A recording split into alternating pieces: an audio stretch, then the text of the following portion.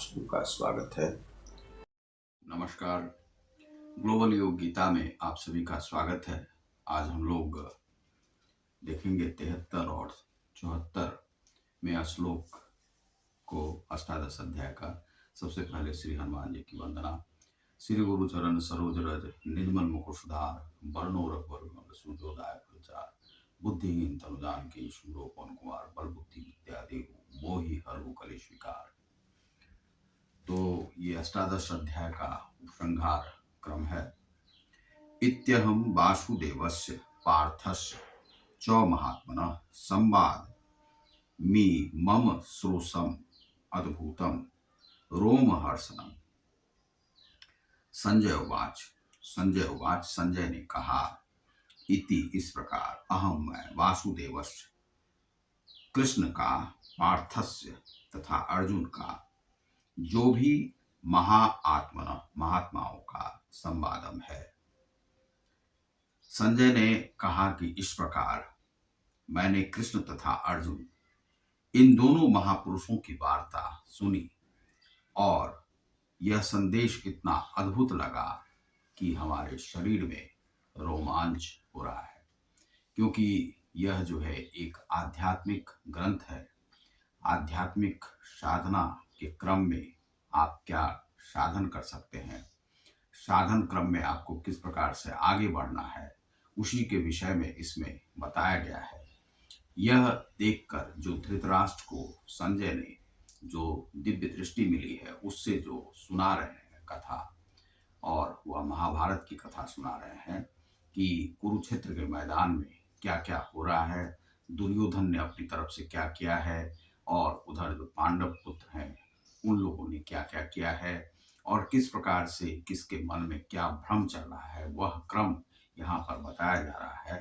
तो इसी को संजय वहाँ पर बता रहे हैं, और संजय कह रहे हैं कि दोनों का जो यह संवाद है, जो कि गीता के रूप में है, वह आध्यात्मिक जो भावना है, जो युद्ध करना चाहिए या नहीं करना चाहिए, किस प्रकार से हम समाज की एक कहता है कि युद्ध करना चाहिए, दूसरा जो है मोह में है कि हम क्यों अपने जो संबंधी हैं, सगे संबंधी हैं, उनकी हत्या करें, उनके साथ युद्ध करें। वह भ्रम में है, इसीलिए वह छोड़कर हर चीज छोड़ना चाहता है। त्याग का भाव है। लेकिन यहाँ पर जो क्रमबद्धता बनी हुई है, श्री कृष्ण कहते हैं कि नहीं, संसार में रहने के लिए तुम्हें युद्ध करना होगा। और वही है कि आध्यात्मिक भूमि में रहने के लिए यह जो श्यामाचरण लाहिड़ी महाशय कहते हैं कि नहीं, तुम्हें आध्यात्मिकता के लिए, इस जीवन के लिए और उस लोक परलोक के लिए तुम्हें आध्यात्मिक बनना होगा, योगी बनना होगा, ध्यानी बनना होगा, और प्रेम योग, ध्यान योग, ज्ञान योग के माध्यम से तुम्हें अपनी साधना करनी होगी।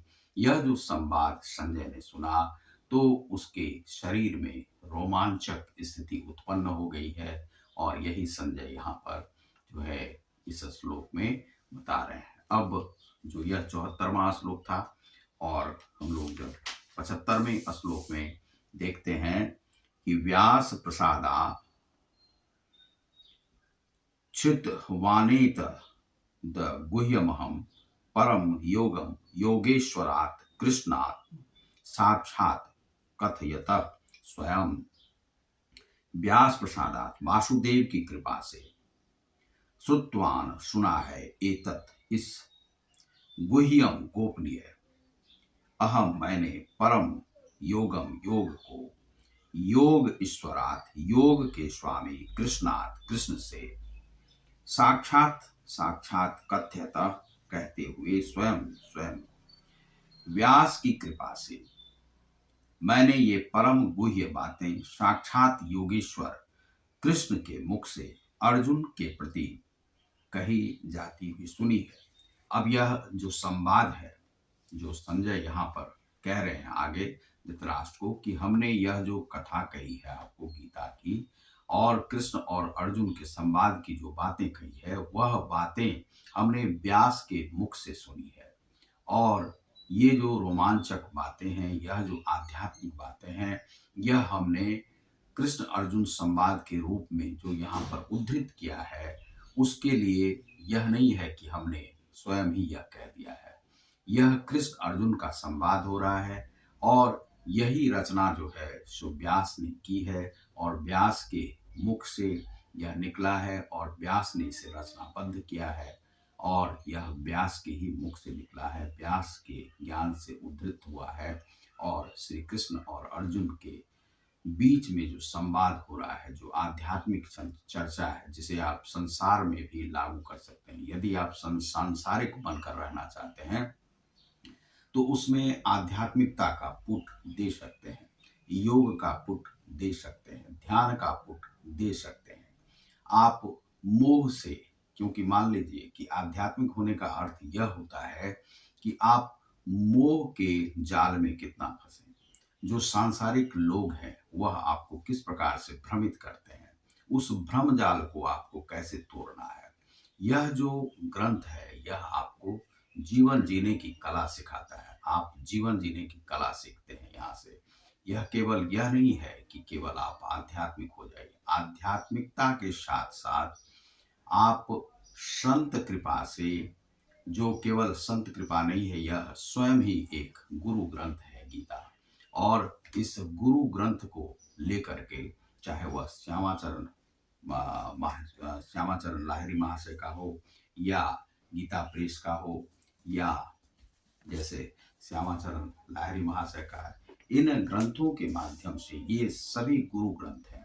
और इन गुरु ग्रंथों को आप एक आध्यात्मिक भूमि में, सांसारिक भूमि में लेकर के, यदि इनके आध्यात्मिक तत्वों को लेकर के आप आध्यात्मिक बनते हैं और साधन मार्ग से जुड़ करके, ध्यान मार्ग से जुड़ करके, तो एक तो सबसे पहले है कि सारे जितने भी जीवन में आपके भ्रम है, और वह जो भ्रम है वह आपका जाल जो है टूट जाएगा। संसार में मोह आदि में जो लोग फंसे रहते हैं वह जाल आपका टूट जाएगा। और टूटने के बाद आप जब जीवन में दुख को पाते हैं तो दुख की पीड़ा से भी आप निवृत्त होने की कला सीख जाएंगे।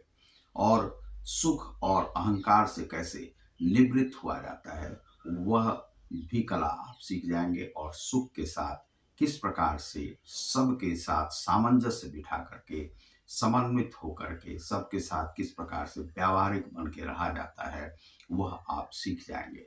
धन का जो क्या मूल्य है और भावना का क्या मूल्य है, बुद्धि का क्या मूल्य है, व्यक्ति का क्या मूल्य है, व्यक्तित्व का क्या मूल्य है, संत का क्या मूल्य है, और जीवन यापन करने की आप कला सीख जाएंगे।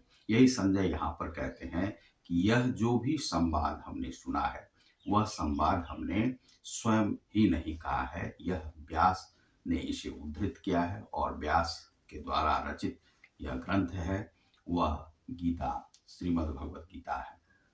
तो यही यहाँ पर वह कह रहे हैं। तो जीवन जीने की कला जिसे सीखनी है वह जरूर ही गीता को सीखेगा, गीता के योग ज्ञान को सीखेगा, गीता के ध्यान योग को सीखेगा, गीता के कर्म योग को सीखेगा, गीता के प्रेम योग को सीखेगा, गीता के भ्रमजाल से निकलने की कला को सीखेगा। तो बहुत बहुत धन्यवाद। आप देख रहे हैं रतिकांत सुमन को। नमस्कार।